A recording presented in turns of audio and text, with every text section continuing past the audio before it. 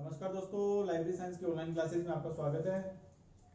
दोस्तों, जैसे कि एग्ज़ाम डेट डिक्लेयर हो चुकी है और उम्मीद करता हूँ कि आपकी तैयारी भी काफ़ी अच्छी होगी और काफ़ी करने की कोशिश भी आप कर रहे होंगे। भाई रमाकांत के द्वारा भी आपको काफ़ी सारा स्टडी मटेरियल आपको उपलब्ध करवाया जा रहा है या करवा दिया गया भी है, और मेरे द्वारा भी काफ़ी भरसक प्रयास से इस क्षेत्र में किया जा रहा है कि ज़्यादा से ज़्यादा स्टडी मटेरियल मैं आपको उपलब्ध करवा पाऊँ। साथ ही दोस्तों, कुछ स्टूडेंट्स के कमेंट थे, सर पूरा कोर्स करवाओगे क्या, कुछ ऐसा ऐसा ऐसा।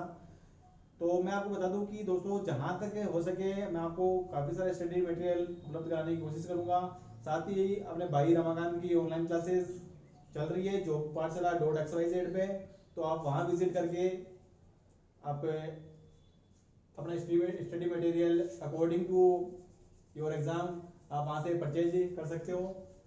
वेबसाइट में आपको बता देता हूँ, jobpathshala.xyz पे विजिट करके आप यहाँ से अपना जो भी स्टडी मटेरियल है वो परचेज कर सकते हो। साथ ही दोस्तों, आज के इस सेशन में हम बात करने वाले हैं, एक छोटा सा हमारा टॉपिक रहेगा सूची से रिलेटेड कैटलॉग कार्ड के बारे में हम डिस्कस करने वाले हैं कि कैटलॉग कार्ड का लाइब्रेरी के क्षेत्र में क्या यूज है, किस प्रकार का उपयोग किया जाता है। साथ ही दोस्तों, इसके हिस्टोरिकल पीरियड के बारे में भी हम बात करेंगे कि कैटलॉग कार्ड का जो उद्भव है आखिर वो कहाँ से हुआ है, किस व्यक्ति द्वारा किया गया है, इन सब के बारे में हम बात करने वाले हैं। साथ ही कैटलॉग कार्ड का जो स्ट्रक्चर है उस स्ट्रक्चर में कौन कौन सी प्रविष्टियां किस प्रकार अंकित की जाती है, साथ ही एक कैटलॉग कार्ड है उसका साइज क्या होता है, इसके आकार क्या होता है, इसकी मोटाई चौड़ाई, इन सब के बारे में भी हम डिस्कस करने वाले हैं।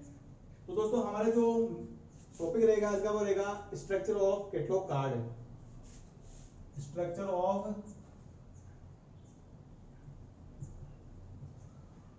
Of catalogue card.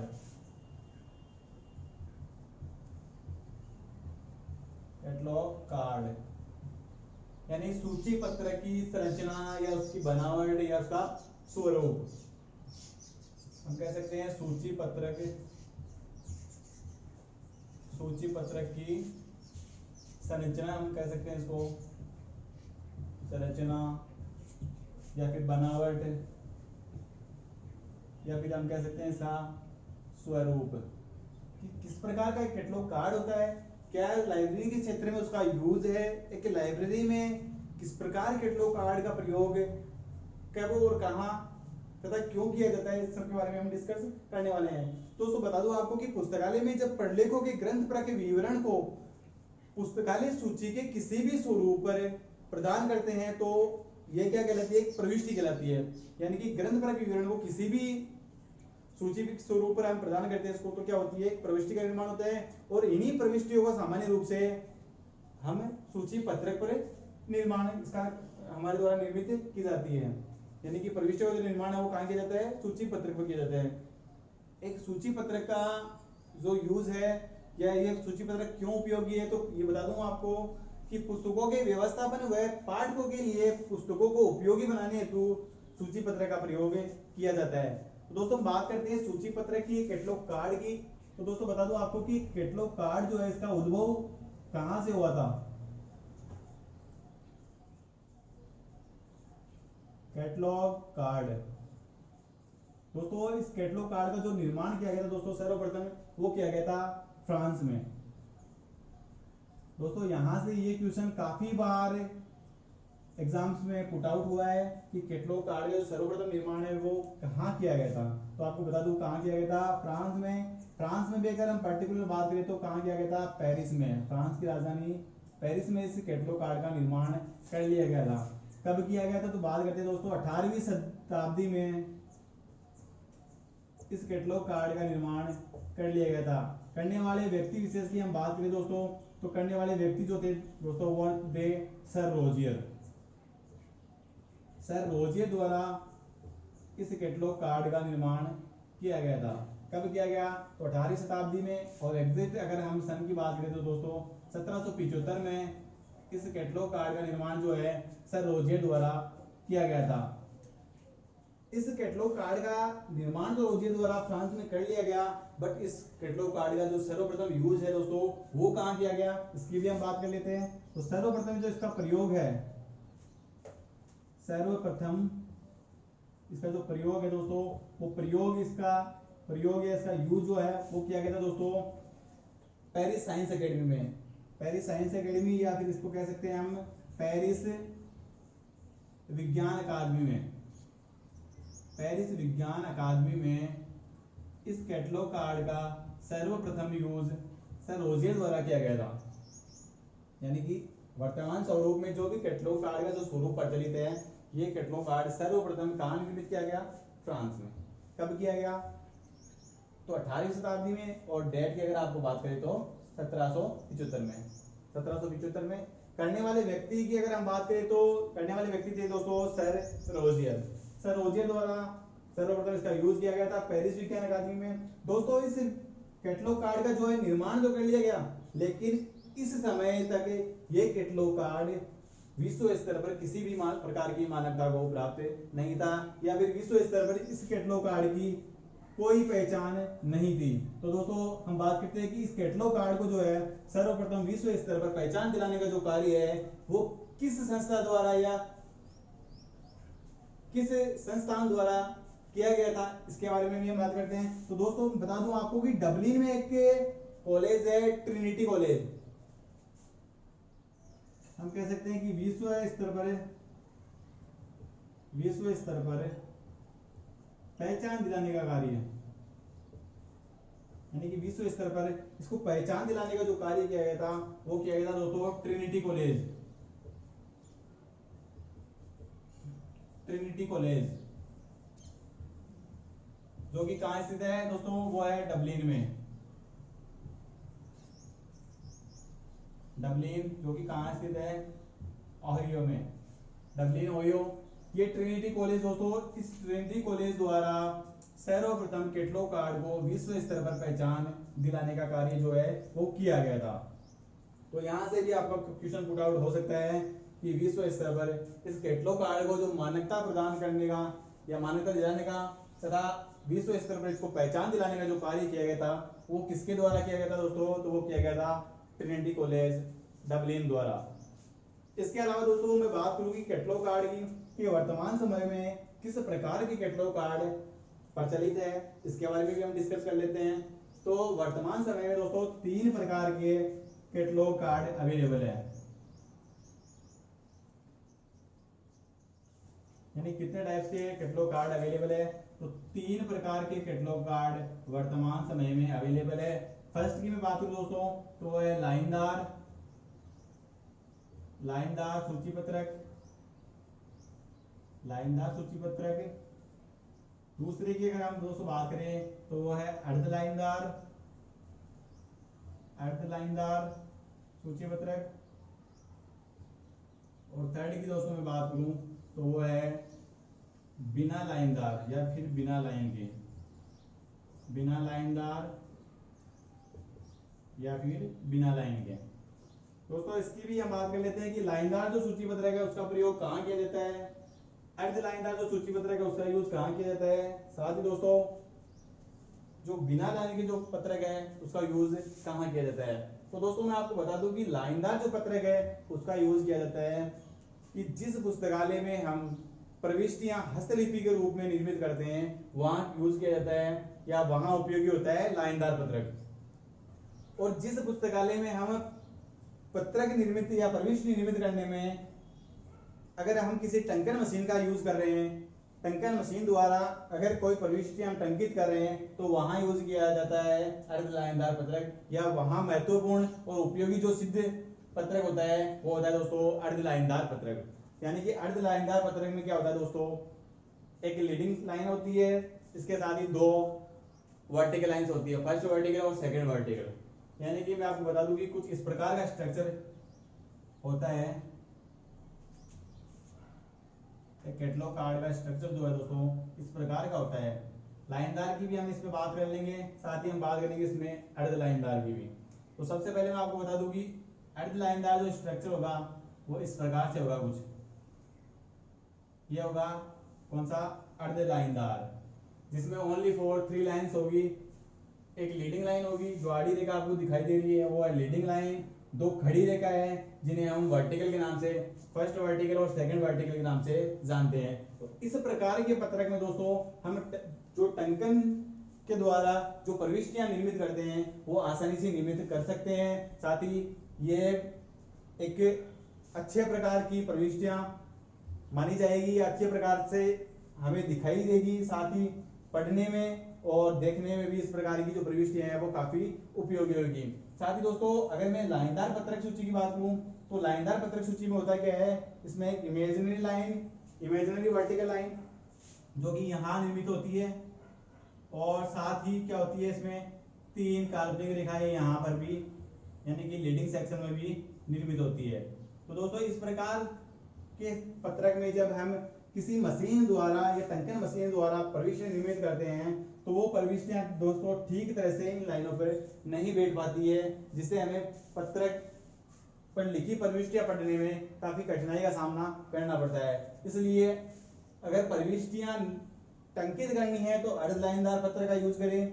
अगर हस्तलिपि के रूप में कार्य करना है, प्रविष्टियां हस्तलिपि के रूप में निर्मित करनी है तो लाइनदार पत्रक उपयोगी है। और बिना लाइनदार पत्रक की मैं बात करूं दोस्तों तो ऐसे भी काफी पुस्तकालय हैं, ऐसे काफी एकल पुस्तकालय हैं जो कि एक सूची पत्रक निर्मित करवाने में सक्षम नहीं है, या फिर उनका बजट इतना नहीं है कि वो एक सूची पत्रक निर्मित करवा सके। इसलिए वो किसी संस्था द्वारा या किसी संस्था सहकारी संस्था द्वारा एक कैटलॉग कार्ड के स्वरूप का निर्माण करवा लेते हैं, जो कि बिना लाइनों के होता है और काफी सस्ता और सुलभ होता है। इस प्रकार दोस्तों 3 प्रकार के जो पत्रक है वो वर्तमान स्वरूप में प्रचलित है। इसी के साथ दोस्तों मैं और बात करूं इससे रिलेटेड कि एक कैटलॉग कार्ड का स्ट्रक्चर कैसा होता है, किस प्रकार का एक कैटलॉग कार्ड होता है, उसके बारे में भी हम डिस्कस करेंगे। तो दोस्तों बता दूं आपको, ये कैटलॉग कार्ड का जो स्ट्रक्चर होता है वो कुछ इस प्रकार से होता है।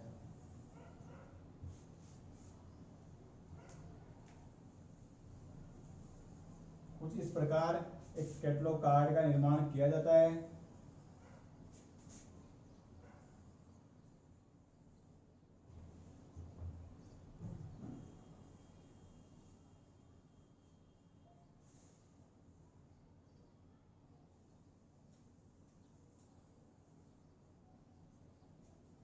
इस प्रकार से कैटलॉग कार्ड होता है दोस्तों। इस कैटलॉग कार्ड की अगर हम बात करें इस भाग की, तो इस भाग को कहा जाता है बायां भाग। बायां भाग, बायां भाग। और इस वाले भाग को हम कहते हैं दोस्तों दायां भाग। दायां भाग, बायां भाग और दायां भाग, यानी हम कह सकते हैं लेफ्ट मार्जिन और राइट मार्जिन। इसके साथ दोस्तों अगर हम बात करें कि ये जो मार्जिन है, इस मार्जिन से ठीक 8 अक्षरों की दूरी पर एक वर्टिकल लाइन होती है, खड़ी रेखा होती है। ठीक है, 8 अक्षरों की दूरी पर दोस्तों ये क्या होती है, खड़ी रेखा होती है। ठीक है, 8 अक्षरों की दूरी पर क्या होती है, एक खड़ी रेखा होती है। इस खड़ी रेखा को दोस्तों हम फर्स्ट वर्टिकल के नाम से जानते हैं। किस नाम से जानते हैं, फर्स्ट वर्टिकल के नाम से, फर्स्ट वर्टिकल के नाम से इसको जानते हैं। साथ ही दोस्तों इसका दूसरा नाम भी हमें देखने को मिलता है फर्स्ट वर्टिकल के अलावा दोस्तों फर्स्ट इंडेंशन। फर्स्ट इंडेंशन, या हिंदी में दोस्तों अगर हम बात करें इसकी तो इसे कहा जाता है दोस्तों प्रथम शीर्ष। हिंदी में इसको कहते हैं दोस्तों प्रथम शीर्ष। इस प्रकार 3 नामों से इसे पुकारा जाता है, फर्स्ट वर्टिकल या फर्स्ट इंडेंशन या फिर प्रथम शीर्ष के नाम से, जो कि कहां से निर्मित होती है दोस्तों, मार्जिन से ठीक 8 अक्षरों की दूरी छोड़कर इस वर्टिकल का निर्माण या इस खड़ी रेखा का निर्माण कर लिया जाता है, जिसे हम फर्स्ट इंडेंशन, फर्स्ट वर्टिकल और प्रथम शीर्ष के नाम से जानते हैं। इसी के साथ दोस्तों ये जो फर्स्ट वर्टिकल है, इस फर्स्ट वर्टिकल से ठीक 4 अक्षरों की दूरी पर, ठीक 4 अक्षरों की दूरी पर एक दूसरी खड़ी लाइन निर्मित कर ली जाती है। 4 अक्षरों की दूरी पर दोस्तों एक दूसरी खड़ी लाइन निर्मित की जाती है, जिसे हम सेकंड वर्टिकल के नाम से जानते हैं। किस नाम से जानते हैं, सेकंड वर्टिकल।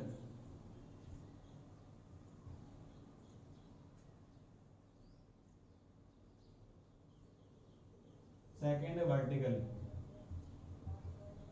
सेकंड वर्टिकल के नाम से जानते हैं, या दोस्तों इसको हम कह सकते हैं second इंडेंशन, second इंडेंशन,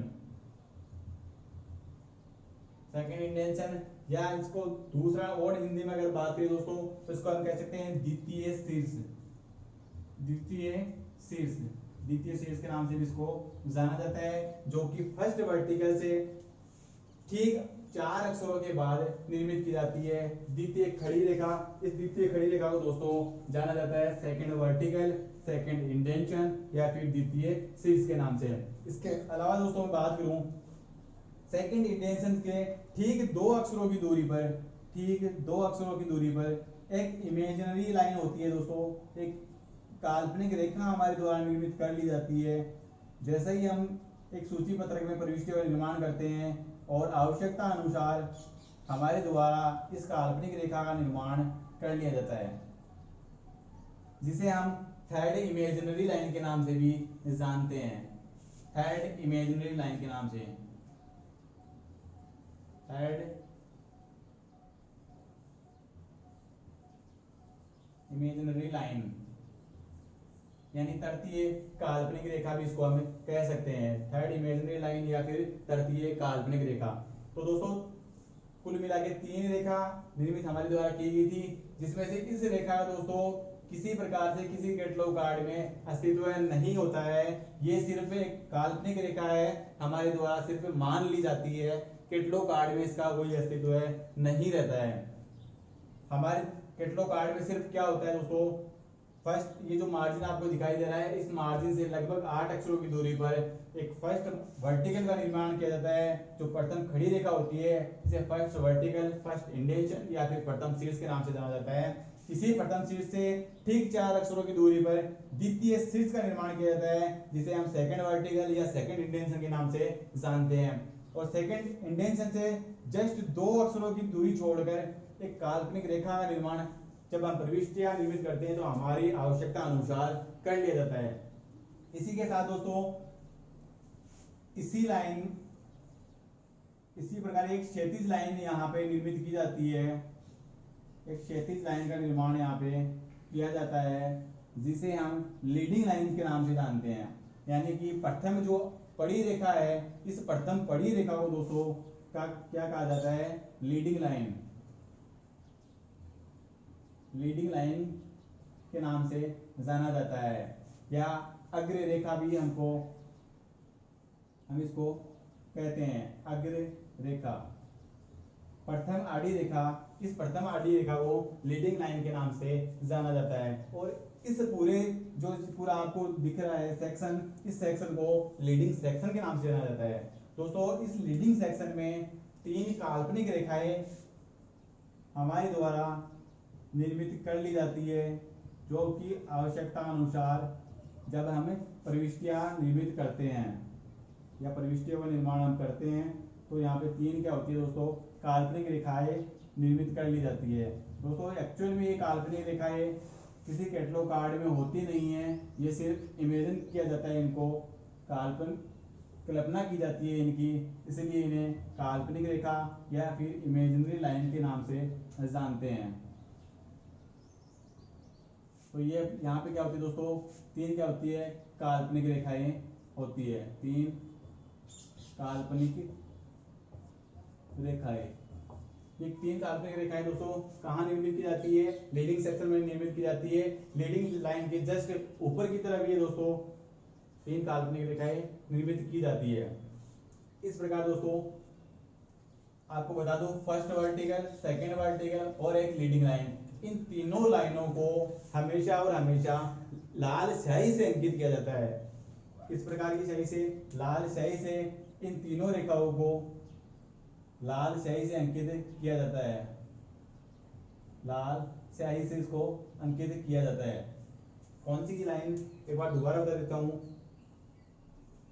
exam point of view से काफी इंपॉर्टेंट है, पूछा जा सकता है फर्स्ट वर्टिकल, सेकंड वर्टिकल और लीडिंग लाइन को किस प्रकार की स्याही से अंकित किया जाता है, या फिर किस प्रकार के कलर में अंकित किया जाता है, तो दोस्तों आपको बता दूं कि ये लाल स्याही या लाल कलर में इसको अंकित किया जाता है या बनाया जाता है। इसके अलावा दोस्तों और हम बात करें इसके बारे में, इस कैटलॉग कार्ड के बारे में, इस कैटलॉग कार्ड में नीचे की तरफ यानी कि बॉटम कार्ड का जो बॉटम है दोस्तों, इस बॉटम से लगभग आधा सेंटीमीटर ऊपर की तरफ और बायां भाग तथा दायां भाग के बिल्कुल मध्य में, बायां भाग और दायां भाग के बिल्कुल मध्य में, साथ ही बॉटम से आधा सेंटीमीटर ऊपर की तरफ एक छिद्र का निर्माण किया जाता है। एक क्या किया जाता है दोस्तों, छिद्र का निर्माण किया जाता है,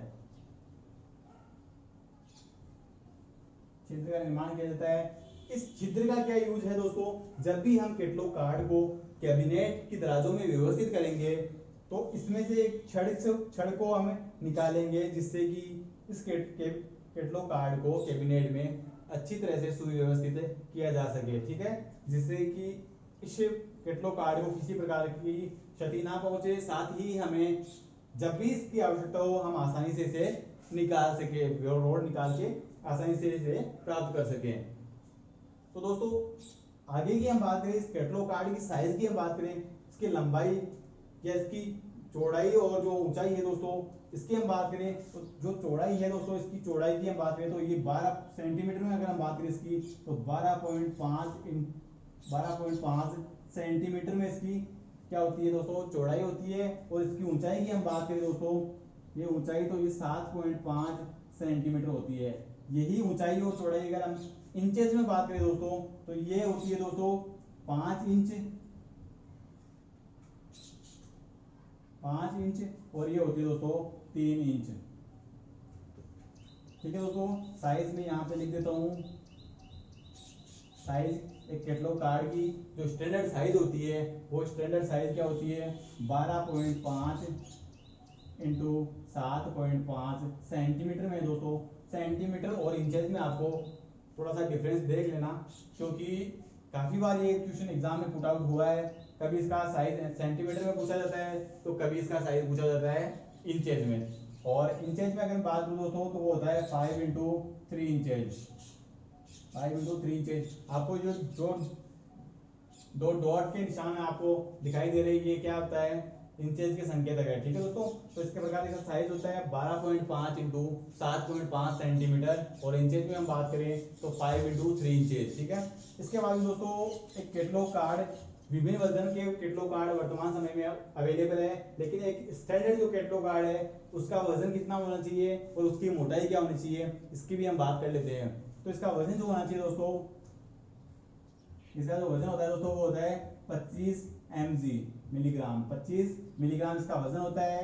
और इसकी मोटाई की अगर हम बात करें दोस्तों, इसकी एक मोटाई की तो 0.25 mm, 0.25 mm इसकी क्या होती है दोस्तों, मोटाई होती है।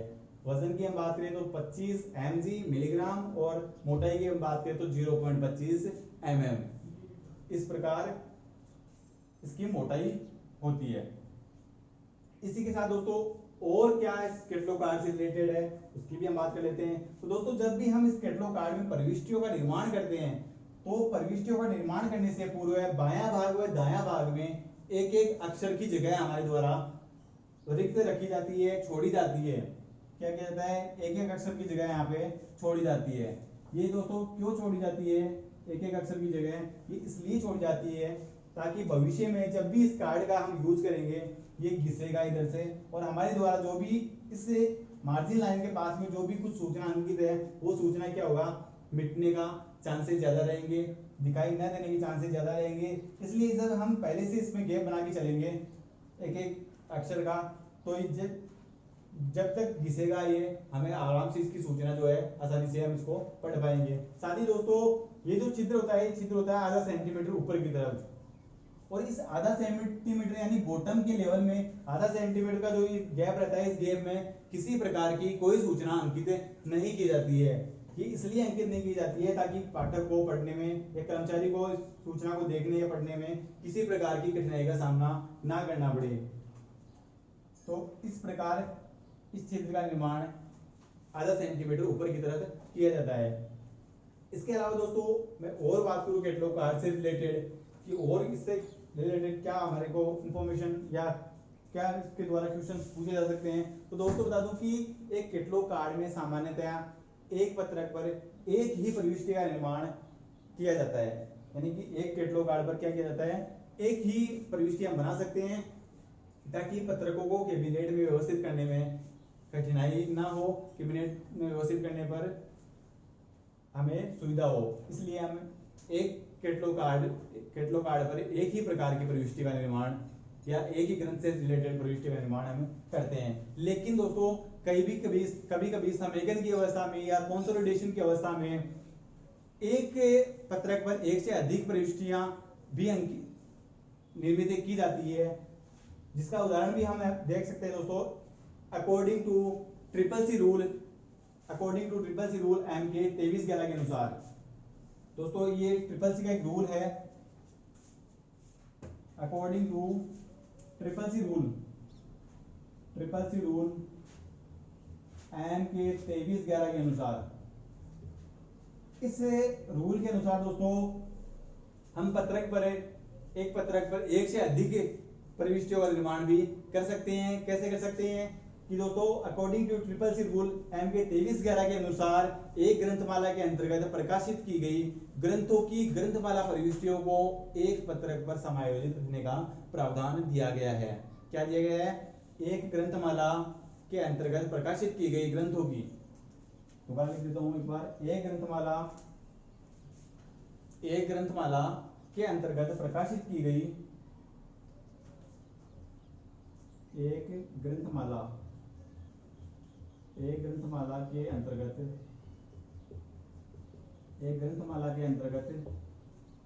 प्रकाशित की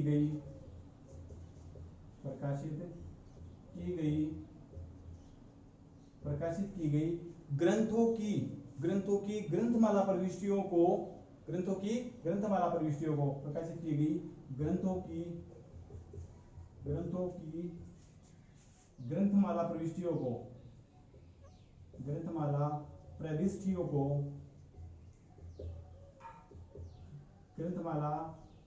प्रविष्टियों को एक पत्रक पर समेकित करने का प्रावधान है। एक पत्रक पर समेकित करने का प्रावधान है। एक पत्रक पर समेकित करने का प्रावधान है। तो आप समझ सकते हैं कि एक पत्रक पर एक से अधिक प्रकार की प्रविष्टियां भी हमें निर्मित कर सकते हैं।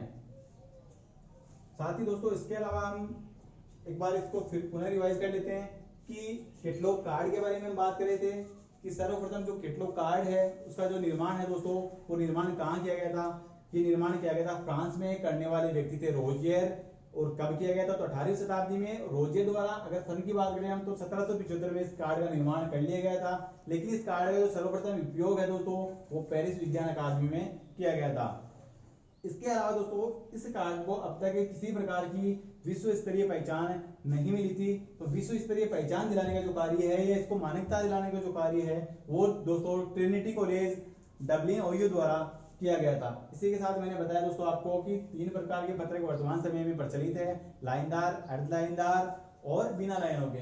तीनों का यूज मैंने आपको बता दिया है कि हस्तलिपि रूप में अगर हमें प्रविष्टियां निर्मित करनी है तो लाइनदार पत्रक काफी उपयोगी और महत्वपूर्ण सिद्ध होते हैं। साथ ही प्रविष्टियां अगर हमें टंकित या टंकन मशीन के द्वारा निर्मित करनी है तो अर्ध लाइनदार पत्रक काफी उपयोगी और सुरुचिपूर्ण है। इसी के साथ बिना लाइनदार का पत्रक जो है दोस्तों वो एकल पुस्तकालय द्वारा प्रयोग किए जाते हैं। इसके अलावा दोस्तों हमने बात की है कैटलॉग कार्ड के स्ट्रक्चर की कि कैटलॉग कार्ड किस प्रकार का होता है, कौन कौन सी उसमें लाइंस होती है, इनके बारे में। तो दोस्तों आपको बता दूं कि इसमें जो प्रथम खड़ी रेखा होती है, इस प्रथम खड़ी रेखा को फर्स्ट वर्टिकल, फर्स्ट इंटेंशन या फिर प्रथम शीर्ष के नाम से इसको जाना जाता है। इसी के साथ दोस्तों ये जो फर्स्ट वर्टिकल हमारे द्वारा निर्मित की जाती है, इस फर्स्ट वर्टिकल का निर्माण मार्जिन से लगभग 8 अक्षरों की जगह छोड़कर इस फर्स्ट वर्टिकल का निर्माण हमारे द्वारा किया जाता है।